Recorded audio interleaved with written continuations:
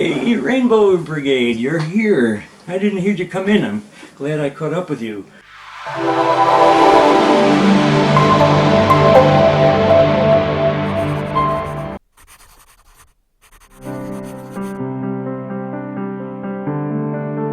How are you all? I think it's probably beginning to look a little bit more like Christmas in your homes and in your environment. I'm starting to see a little bit more spirit in people too. It didn't really have to kick off with that ridiculous Black Friday debacle. I hate that. I don't know how you feel about it, but it's just so non-traditional, and it really. I know that we're a mercenary. There's probably no reason to hide it anymore in our country as we go towards our 300th anniversary. But I just can't see that you need to take away some of the time-honored traditions that came from our residents that were formerly living in Europe or Asia or South America. Certainly Latin America has some wonderful traditions. And right here in the U.S., does anybody string popcorn and cranberries anymore? They probably do in the Upper Peninsula of Michigan, but I don't think we've seen any of that around here.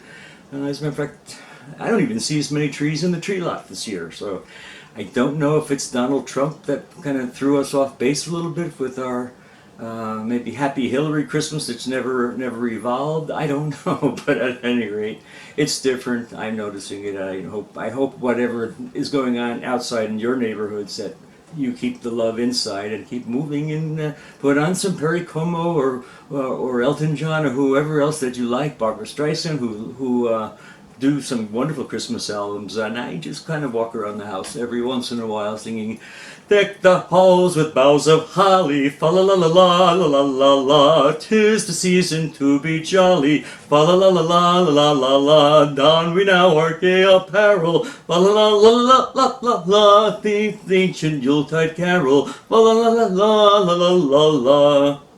Pardon my singing, I'm not quite I Love Lucy, but yeah, not that bad. It's in the spirit of good. Yeah.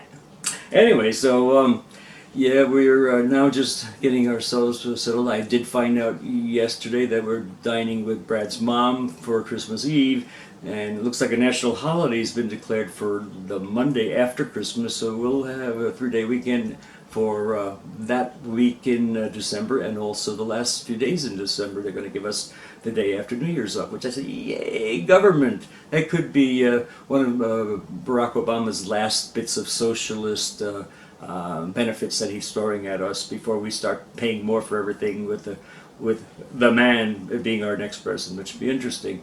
And that in itself is I look forward to a new year just to see what the antics of that fabulous Trump man's going to have in store for us.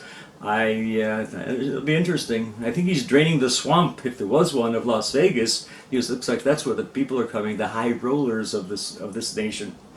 But let's get back to some other things about relationships, and also, and I'm reinstating my quotes of wisdom and a little bit of gossip from Queer Tea.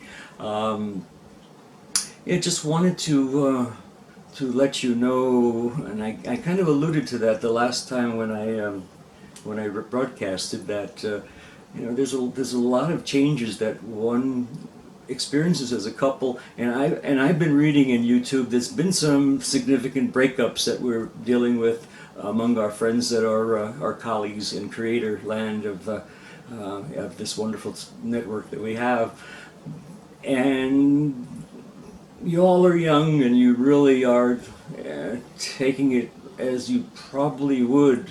It's a rough thing to deal with, especially at the holiday season.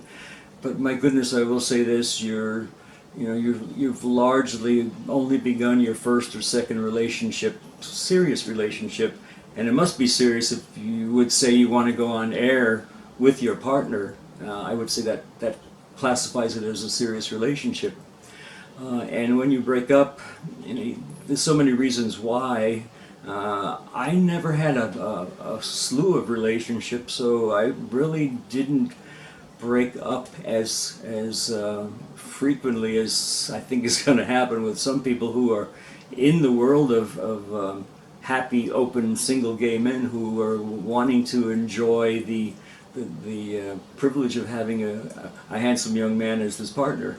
You know, we didn't deal with that as much, but I will say this: I mean, you will have these times that come up in the life of couplehood, heterosexual or gay, it doesn't make any difference, where you're just going parallel lives, kissy poo, great sex, and then for some reason somebody starts to feel a little less inclined to want to move in that same direction, maybe can be pushed back into it, but then it doesn't feel good, and they drop out, and then you have to say bye-bye.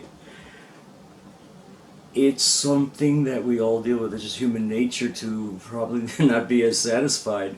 Guys are probably more likely than women are to untie the knot, and maybe it's an advantage to Brad and I that we've been together so long, and we're doing in the more veteran stages of our relationship things that came about that we would have never expected, i.e., marriage. And you know, partnership from a medical standpoint and a legal standpoint, equality, which is a great thing to know, that I can now visit my partner in the hospital, and if he's not able to communicate, I can communicate to the doctor his wishes, and it's accepted. They don't have to chase me out of the room and look for his alienated sister. And that's the same thing in my case. But yeah, it's just it's a shoot of energies to see how many times you could keeping the ship rudder coming towards each other, and then find new things that you like together, and that really it reignites the flames. And I will say it again, and it's been said before. I would think. Well, I'm stealing a little bit from Jordan Bach, but he's my mentor, so I'm complimenting him too. Being gay is a miracle. Look what you have in terms of creativity. Look at how articulate you are. Look at how beautiful you are. Look at how you take care of yourself and your loved ones. Look at how your home looks. Look at your pets, how pampered they are. You don't use Brill cream. You use a wonderful designer hair preparation. It's just what we are. It's a wonderful thing. Whether it's 3% or 5% or 8% of the population, it matters not. It's a very very fortunate percentage of the population, and you know, kind of dig on that a little bit. So don't fear too much. I hate to be alone in the holiday season too. I've had many times when I was. And they were not so bad in retrospect. I think I probably did immerse myself in reading at the time, or maybe something, a little bit of decorating on the house, or in the house, maybe also in the garden, you know, with poinsettias and some of the Christmas cactuses, etc. They don't necessarily say love, as do roses at this time of the year, but they still add festivity to it. And if you have your friends in a network that's a strong support network, it'll do pretty well. So I love to hear what you feel about that. I don't know everything. I just know what time has allowed me to know. I didn't really know if you guys, I never talked about it before, but I was in a very bad automobile accident in 2008. It was within 6 blocks of my home. I was third in line at a traffic light right across from a Walmart in my town, and like I said, the light had turned red. I was there waiting for it to turn green. Up behind me barreled a tractor-trailer truck of full load with, I believe it was basketballs. And he was from North Carolina. He had just gotten off the interstate. He was fiddling with his paper route sheet, I suppose, and his radio, whatever the case might have been. But he didn't stop in time, and he hit me full bore right behind me at 55 miles an hour. I was out immediately, kicked out by the airbags on the front and side, and also hitting the dashboard. I was found in that condition, and I know nothing of this accident. I was out. I didn't even see the truck coming to get me, but it did, and my car lurched forward, hit the woman in front of me, and she died. She went through the window. She was in a Toyota, and she had hit a Chevy panel truck, and for the other intersection there was a left turn light giving them a chance to make the left turn, and he was number one in his lane, and he got pushed out further into the traffic active traffic zone, and the person that was driving their other car, they were making their turn and bumped right into him at good speed, and his passenger was killed because he didn't have his seatbelt on. So it was kind of bad. I was in coma for a few weeks, like 6, and I had to relearn speech, and I had to relearn motor skills. It was rough. I am doing well now, obviously, but that was, that's 8 years ago. And I did get a settlement from the insurance company 2 years later, and it's helping me defray some of the costs because I cannot work at landscaping as much as I could, and it could be for the accident. And I still have some issues, speech patterns. I can't remember names as well as I'd like to, and probably YouTube would have never been an interest to me if I was still out till 7 or 8 o'clock doing landscape jobs. But now I'm home at an earlier hour, and I have time to work before Brad gets home from his title company work, and so I can do my videos and you know, well, I also do laundry and dishes and the rugs and that type of thing. So I am, yes, he kept me as a domestic. It's Royal Rainbow Domestic Services Inc. Seriously, no, it works out great for us, and I'm home with the cats, so they don't feel alone. They're very well loved and nurtured, and I clean their litter regularly, so they're happy.